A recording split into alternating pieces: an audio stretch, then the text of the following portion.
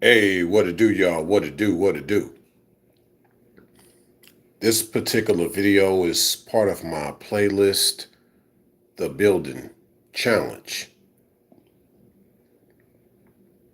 Hopefully, you all check that playlist out. It's a pretty good playlist. Still adding on to that as we speak to this day. In this particular video, I just want to mainly talk about when she is distracting him or when she is a distraction. So I'll end up probably naming this video either or because I basically did a live recording of this video. So I've said before, like when a man gets with a woman, not a male getting with a female, because that's another conversation. When a man gets with a woman, what they're building is a vision, not a relationship. The relationship is the byproduct of the vision. And depending on whatever type of vision or lack of vision, will determine the type of byproduct of relationship comes out of that. So this is real important when you think about who you have in your life that, fellas, you are considering a relationship with.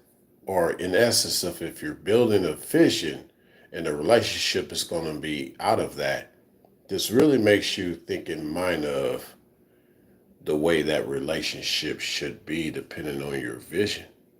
Okay?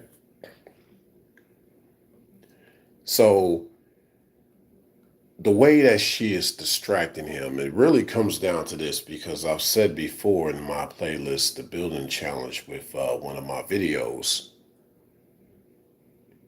One thing is the man is the vision, the woman visualizes. The man is the projector, the woman is the projection.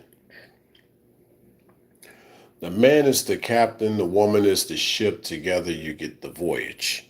Okay? The man is the left eye, the woman is the right eye. You put two and two together, you get 3D vision. Yes, multi-dimensional. So one perspective represents something from one dimension. So yeah, never be one dimensional. It's more or less that you already come with a set vision and she complements that vision. She must be complementary to your vision. Now, you'll have some of the lesser feminine argue back by saying, well, you're being one division. You're being one dimensional by saying that she has to come in and support your vision. Well, that's not selfish. I want her to literally support my vision because without her, I will remain one dimensional. So it's not what you think in regards to one dimensional as far as me being selfish. I actually want someone to complement my dimension. Try not to have dementia. But I don't have to mention you. Get it? If you're not trying to help with the vision that I have. See, the woman wasn't designed to be going about her own. She's designed to complement what a man has, what a man is about. So that's why you get a lot of the feminine. If they try to call themselves having vision and going out on their own, what happens? They become more masculine anyway. A lot of them do. Or it's this thing of where they have to balance their femininity with the added on masculinity, but still the common denominator is masculinity. So why not just complement masculinity the natural way instead of the unnatural way that you had to go about living life, whether it was forced upon you or whether you made a choice? One should make a better choice regardless, right? And that better choice is to complement a man with his set masculinity, with your divinity of femininity. See, I kind of jumped ahead of myself, but what I was trying to say was You complement a man's masculinity with your femininity, and that in essence is what makes your femininity divine. It's based on how you balance things out in regards to his masculinity with your femininity. Divine feminine is not divine on its own. It's only divine when it intertwines with masculinity.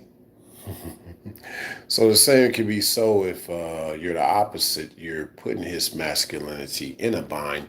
You're basically distracting him. You're making him more blind. He would have been better off with just one eye than to have your eye sore. And that's kind of what's going on. So that's how she becomes a distraction because a man is going a certain way with his life.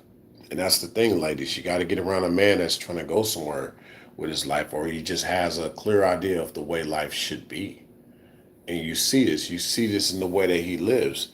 You get around him. You see how he keeps things together. You have to compliment that because otherwise you're distorting his view. You're in the way. You're making his home messier. You're making his heart colder, if you will. You're kind of making him look at things differently, whether you're gaslighting him or whatever. But he didn't have this go on until you show up. Yes, until you showed up, he didn't have a lot of this craziness going on. So you basically became a distraction to him. So yes, in essence, to summarize this video, how does she become a distraction to him? Well, simply put, she's distorting his vision, trying to distort his way of doing things, trying to put in her way of doing things instead of complimenting the way he does things. No one's telling you to stick around, sweetie. It's your right. You don't want to stick around. That ain't what you want to do. Leave, but don't argue with him. You have your set ways. Stay set in that way. And just keep it moving. That way you're not a distraction to him. And if you want to get masculine and think that he's being a distraction to you. I'll leave y'all with a bonus. The bonus is what I said earlier about the male and the female trying to have a vision versus the men and women having a vision. Well, what happens is, since they both don't have vision, they both perish. So you wonder what those failed relationships of hers was about back in the day? Two things. One, she was with a guy that had no vision. Or two, she was distracting a man that had vision. Thanks a million.